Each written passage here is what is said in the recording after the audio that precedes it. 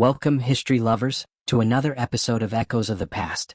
Today we embark on an incredible journey through time, exploring the rise, glory, and ultimate fall of one of the greatest civilizations the world has ever known, Rome. From a small village on the banks of the Tiber River to an empire that stretched across 3 continents, Rome's story is one of ambition, power, war, and resilience. So, sit back, grab a cup of coffee, and let's dive deep into the fascinating history of Rome. Chapter 1. The Mythical Beginning.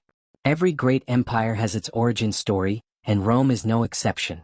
Legend has it that Rome was founded in 753 BCE by Romulus and Remus, twin brothers raised by a she-wolf. According to mythology, the 2 brothers were descendants of Aeneas, a Trojan hero.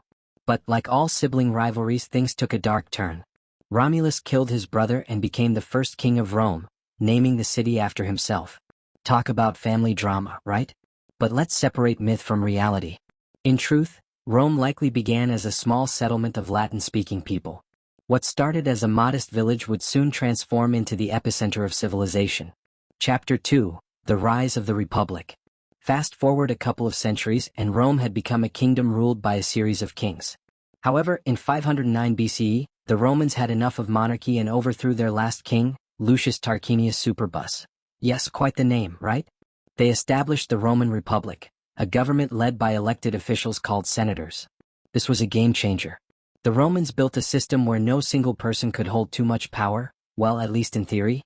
2 consuls were elected annually to lead the republic, and a senate composed of aristocrats made crucial decisions. This system allowed Rome to expand, conquer, and grow into a military powerhouse. The republic was not without its flaws, though. The rich got richer, the poor struggled, and political backstabbing became a way of life. Still, Rome was on an unstoppable rise, and soon the Mediterranean would be theirs for the taking. Chapter 3. The Punic Wars, Rome versus Carthage. What's a great empire without a few epic rivalries? Enter Carthage, a powerful city in North Africa. Rome and Carthage fought a series of wars known as the Punic Wars, spanning from 264 BCE to 146 BCE. The stakes? Control over trade routes and dominance in the Mediterranean. The most famous of these wars was the Second Punic War, featuring one of history's greatest generals, Hannibal Barca. This guy did the unthinkable. He led an army, including war elephants, across the Alps to attack Rome from the north. Imagine the shock on the Romans' faces when they saw elephants marching down their lands. Despite his brilliance, Hannibal was ultimately defeated. By 146 BCE, Rome had completely destroyed Carthage, cementing its place as the supreme power of the Mediterranean. Chapter 4. Julius Caesar, the man, the myth, the legend. And then came the man who changed Rome forever, Julius Caesar. He was a brilliant military general, a charismatic leader, and, quite frankly, one of the most ambitious figures in history.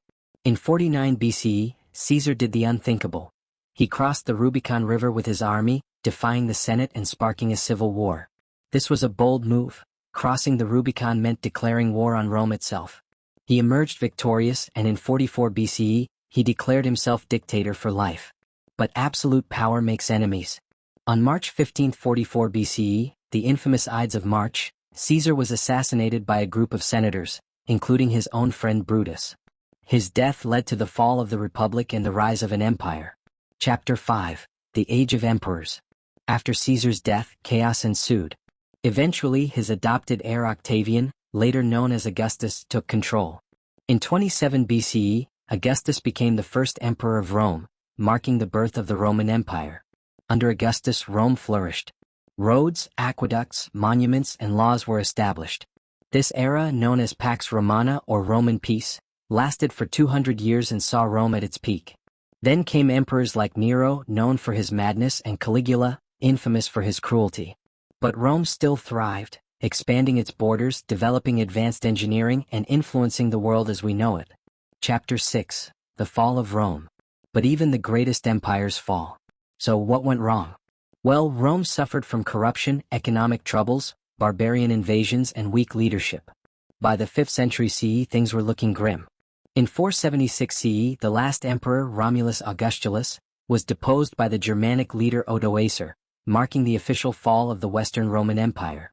However, the Eastern Roman Empire, also known as the Byzantine Empire, would continue for another 1,000 years. Chapter 7. Rome's Legacy.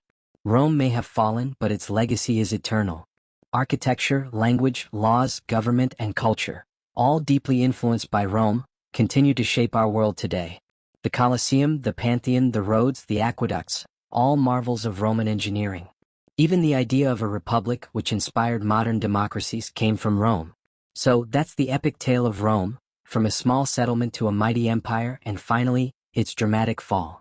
But as we've seen, its influence never truly disappeared. Rome still lives on in our cities, our laws, and even in our hearts. Thank you for tuning in to Echoes of the Past.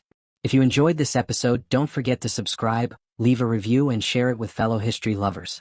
Until next time, keep exploring, keep questioning, and keep history alive.